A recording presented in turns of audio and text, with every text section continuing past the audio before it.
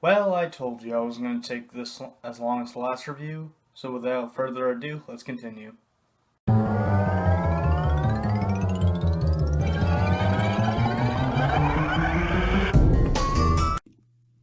I'm pretty sure I said this before, but I love this game. Can't get enough of it. My earliest memory may be a blurry one, but I remember having fun in the first world because World 2 kicked my ass.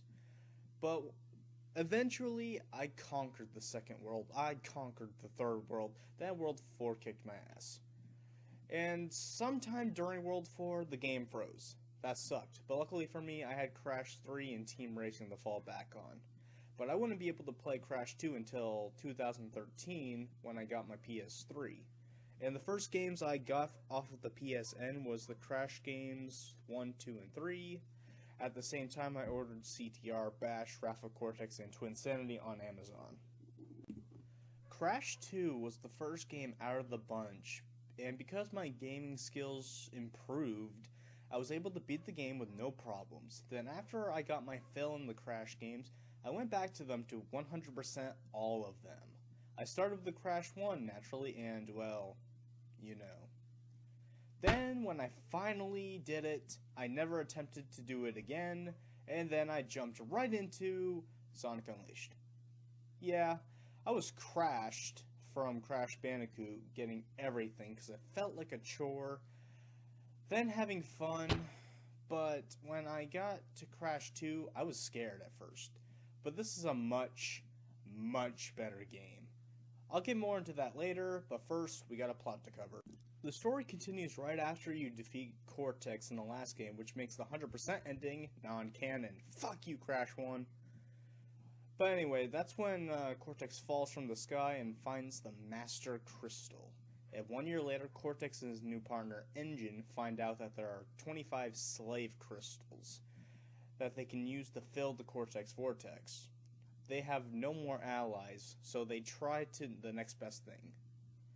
Meanwhile, Crash and a new character, Coco, Crash's sister, because soccer moms did not like Tana's design, and I'm not gonna miss her. She would have ended up like Rouge the Bat, which we don't need in Crash. Even though she comes back in Boom Bang, and that's a story for another time. Anyway, Coco's laptop battery dies and sends Crash to find a new one, but during the search, Crash gets teleported to a warp room where Cortex asks Crash to get the crystals to save the world. And Crash buys it because he's either retarded or he's taking the excuse to go on a genocidal rampage just like Kirby. I like to think about the latter option. Until you get 20 crystals, Cortex will tell you about your progress or tell you about the boss that's coming up. Coco will pop up telling something is fishy, even though you, the player, know this already. The opening cutscene explains it. Cortex sucks at lying, and the game's called Cortex Strikes Back. But when you get 20 crystals, Cortex tells you more bullshit, like Embryo was the main bad guy through the entire game, last game, who talks to you when you get a gem, telling you to collect the gems and not the crystals. In gameplay sense, I was younger. Fuck no. Did you see the shit I went through in Crash 1? Getting the crystals is so much easier. But in the story sense, when I'm older, I trust the lesser of two evils. But regardless, we have to give the crystals to Cortex, who tells Crash to give the crystals to Engine, but I assume Crash is sick of this bullshit and blows the fucker up with Wampa Fruit. Cortex bitches at you for not giving him the crystals, but he still tells you to get the last remaining 5 crystals, which Crash just does that cause he's addicted to the things. When Crash gets all 25 crystals, Cortex thanks Crash, but Coco hacks Cortex and tells Crash shit we already know since we looked at the game's cover. Anyway, Cortex is busted, Crash chases him in space, and we end up destroying the crystals, and we cut back to Crash and Coco on the beach with the Cortex Vortex still in the sky. However, if you get the gems, Embryo takes Crash to his giant laser, using the gems as fuel, even lets Crash do the honors of destroying the Cortex Vortex. An ending I find so satisfying. The game's plot is better than the first game, without a doubt, but it's just as predictable as the first game. We knew Cortex was the bad guy. The game is called Cortex Strikes Back. But the story doesn't really matter in the end. It's all about the gameplay. The controls are a million times better than the first game. Crash's jumping is so much better. He doesn't keep moving when he spins. He's actually packing some new abilities this time around. He can slide, and when you slide and then jump, Crash jumps even higher. I'm going to call it the slide jump from now on, which is awesome. He can do the body slam, which is great for certain enemies and smashing a lot of boxes at once. Crash controls like a dream. The level design has seen an improvement. Returning from Crash 1, we got the jungle, river, with a new toy, the jet ski. I think that's what it is. But it's awesome. Also, the techno levels make a return with a fresh coat of paint. The boulder chases come back, which are much easier, and you even get chased by a giant polar bear. And the animal ridings are back, this time on a polar bear named Polar. Who cares, it's so damn cute. Anyway, for new stages, we got the snow, we got the sewers, we got good ruins, we got the jetpack, we got the wilderness. To me, there are no bad levels until you get to World 4. World 4 itself can go fuck itself. Hell, the warp room looks like hell. The sewer level is good. The ruin level feels like another ruin level with the minor changes. I hate the bee levels. Why? Because the fucking bees, that's why. They are annoying. And I hear from people that Cold Hard Crash is bullshit. To me, the problem with Cold Hard Crash is the hidden box in the bonus stage. You can't see it. To make a detour for a second, Crash 1, you enter a bonus stage by collecting 3 Tawna, Embryo, and or Cortex tokens. They don't do that anymore, but back then, you didn't need to break all the boxes in those bonus levels to get the gem. Here you have to, but other than Cold Hard Crash, it's harmless, and it's actually a pretty nice mini-challenge. Speaking of the gems, they work the same way as last time with a few exceptions, but checkpoints save your boxes. I'll say that again. Checkpoints save your boxes. Hallelujah! Never again Crash Bandicoot 1. Anyway, the exception being some gems can be found in levels by either Death Route, a pathway you can only access without dying, or the red time you raise the clock, and or the color gem platforms. Color gems behave differently in this game. They are secret stuff that you find. Like the blue gem, you have to beat the first level without breaking any boxes. The yellow gem, you beat in a level called Plant Food under a certain time. The green gem is to jump through this door.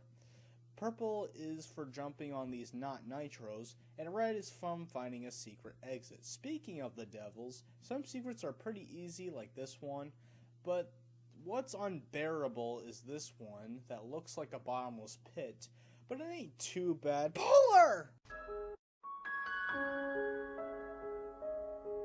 No, he can't be dead. I'll go back and... Oh, thank God, you're okay. Are you okay, little buddy? What the fuck? No! You bastard! Stupid bear! Oh, okay, I forgive you.